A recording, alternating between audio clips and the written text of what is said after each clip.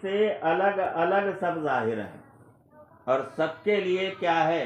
الگ الگ تجلی ہے، اسی لیے سب کے دماغ ایک دوسرے سے ملتے نہیں، سب پر تجلیات جو ہے نا وہ کیا ہے؟ الگ الگ ہیں، ملی ہوئی نہیں ہے۔ سمجھ گئے؟ جب الگ الگ ہیں تو سب کے رب بھی جو ہے نا کیا ہے؟ صفات کے اعتبار سے الگ الگ ہے۔ بات سمجھ میں؟ کسی کا رب کوئی صفت ہے، کسی کا رب کوئی صفت ہے، کوئی کسی تجلی سے سیراب ہے، کوئی کسی۔ اب آپ اگر دیکھیں گے کہ جس وقت آپ مدینے سے داخل ہوں گے یا نکلیں گے تو کیا لکھا ہوا رہتا ہے وہاں؟ مدینہ منورہ۔ مدینہ منورہ کیا ترجمہ ہوا؟ نور والا شہر یا نور والا شہر، مدینہ جو ہے نا یہ شہر جو ہے نا کیا ہے؟ نور والا۔ اور جس کی وجہ سے اس کو نور ملا وہی نور والا نہیں ہے۔ یہ کون سا دماغ ہے؟ لکھا پڑھا ہوا۔ اور جس کی بنیاد پر وہ مدینہ منورہ ہوا، جس کی ذات کی بنیاد پر، اور وہاں پر دوسرا حرم ہے۔ حرمین شریفین کا مطلب کیا ہوتا ہے؟ ایک تو حرم وہ ہے مکہ، اور دوسرا کیا ہے حرم؟ مدینہ، جس کی وجہ سے وہ حرم ہے۔ نہیں بات میں؟ ارے بھائی مکہ مدینہ جو ہے نا، جو مکہ حرم ہے کس بنیاد پر؟ ذات کی تجلی، اور یہاں شان جامع کی تجلی، تو دونوں حرم ہے نا، دونوں کیا ہے؟ حرمین بولا جاتا ہے نا۔ تو حرمین سے مراد کیا ہے؟ مکہ اور مدینہ۔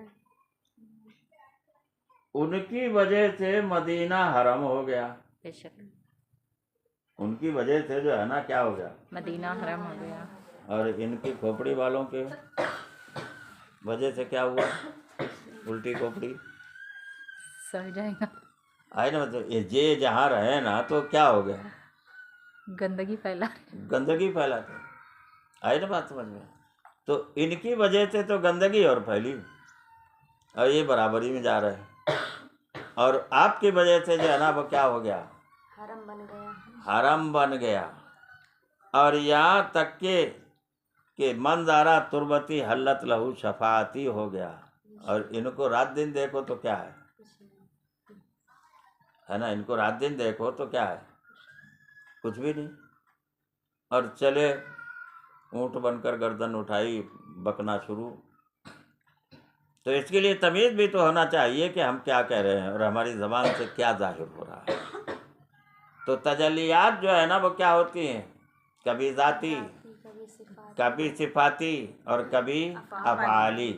تو اس سے ثابت یہ ہوا کہ رسول صلی اللہ علیہ وسلم جو تھے نا وہ ہر وقت کس سیر میں تھے؟ یا تو صفاتی، اور یا پھر ذاتی، یا پھر افعالی میں۔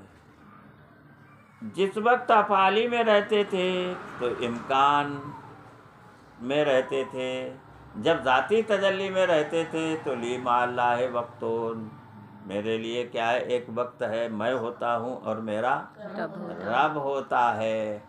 موسیٰ علیہ الصلوۃ والتسلیم جو ہے نا ایک ہی دفعے گئے، اور رسول صلی اللہ علیہ وسلم کے لیے لی مع اللہ وقتون تو ہر وقت ہے۔ تو امکان میں جب ہوتے تھے، عالم میں ہوتے تھے، تو جتنے بھی صفات ہیں ان کی سیر تھی عالم امکان میں، اور جس وقت ذات کی سیر میں ہوتی تھی تو عالم غیب کی سیر تھی۔ کس کی تھی؟ ذات کی سیر تھی۔ اب جس کی تجلی، جس کی آپ تجلی سے سیراب ہیں، جیسے اس میں ظاہر سے سیراب ہے، کس سے؟ اس میں ظاہر سے، اور جو بھی اس میں ظاہر کی تجلی سے سیراب ہے، تو ظاہر کی چیزیں جتنی بھی تھیں سب آ گئی۔ نہیں نکتہ سمجھے؟ کیا سمجھے؟ جب اس میں ظاہر کی تجلی سے سیراب ہے تو اس سے اتنی چیزیں ظاہر ہیں سب آپ کے علم میں آ گئی۔ اور سیدھی بات ہے نا، یعنی جتنی بھی چیزیں جو ہے نا وہ کیا ہے؟ اس میں تجلیات کی جو ہے نا وہ کیا ہے، اس میں ظاہر کی تجلیات سے جتنی بھی ہیں چیزیں، آئی نا بات سمجھ میں؟ تو جب اس میں ظاہر کی تجلی میں ہیں آپ، تو اس میں ظاہر کی برکت سے جو بھی انوار و تجلیات سے جتنی بھی چیزیں ظاہر ہیں وہ سب آپ کے کیا ہیں، علم میں ہے۔ ملکوت و ملک میں شے نہیں، ملکوت اوپر اور ملک عالم ملک، یہ آئی نا بات سمجھ؟ ملکوت و ملک میں شے نہیں، وہ جو ہے جو تجھ پہ آیا نہیں۔ کیوں؟ یہ تو بڑی تحقیق کی بات ہے، اعلیٰ حضرت نے بہت پہلے کہہ دیا، سمجھایا میں نے آج ہے اس کو، لیکن یہ تو جو ہے نا وہ کیا ہے، تو ملکوت ملک میں شے نہیں، وہ جو ہے جو تجھ پہ آیا نہیں، یعنی سب تو سب ظاہر ہے۔ کیوں کہ اس میں ظاہر کی آپ نے جو ہے نا وہ کیا ہے ساری سیر کی ہے، تو عالم میں اس میں ظاہر کی برکت سے جو موجود ہے اس کی آپ نے سیر کی ہے، اور اس میں ظاہر میں جو پہنچ گیا اس کے انوار و تجلیات میں، تو وہ دنیا کو کیا دیکھے گا کہ کہاں پر پیڑ کھڑے، کہاں پر سیب ہیں، کہاں پر سنترے، اس نے اس کو دیکھ لیا اس میں ظاہر کو، تو سارے علوم جو ہے نا وہ کیا ہو گئے، معلوم ہو گئے۔ تو آپ جو ہے نا وہ کیا ہے، کس میں تھے، عالم ظاہر کی تمام چھپی ظاہر چیزوں کی سیر،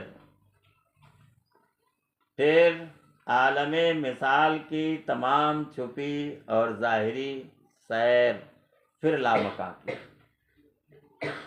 آئی نا بات سمجھ میں؟ تو اب تینوں سیر آپ کو جو تھی نا وہ کیا تھی، حاصل تھی۔ اس میں ظاہر کی سیر جو ہے نا آفاق میں، آئی نا بات سمجھ میں، اور اس میں باطن کی جو ہے نا وہ کس میں سیر، ملکوت میں، جبروت میں، صفات کی سیر، اور عالم غیب میں جو ہے نا وہ کس کی، ذات کی سیر۔ اب سمجھ میں آ گیا؟ اچھے سے دماغ میں یاد رکھنا۔ تو یہ سیور جو ہے نا جتنی بھی ہیں آپ کو حاصل تھی، اس لیے اگر تم رسول کے علم کی طرف انگلی اگر اٹھاتے ہو تو بہت سی چیزیں تم پر جو ہے نا وہ کیا ہو جائیں گی، فتویٰ لگے گا نا، نہیں فتویٰ لگے گا کہ حضور کے سیور کو تم انکار کر رہے ہو۔ اگر وہ کہتے ہیں کہ اس میں ظاہر کی جو تجلی ہوتی ہے اور اس کو تم نہیں مان رہے ہو تو کیا ہوتا ہے، کافر ہو جا رہے نا، ان کی سیروں کا پھر شان جامع کے ماننے والے آپ نہیں ہیں نا، اور ہر چیز کی اگر ان کو سیر حاصل ہے تو پھر کیا ہے، بات سمجھ میں آ گئی؟ تو اس لیے آپ کو سیور ارواح اب یہ ہے کہ ظاہر حدیث سے تو یہ معلوم ہوتا ہے کہ حبب علیکم من الدنیا، کہ چار چیزیں ہم کو تمہاری دنیا سے محبوب ہیں۔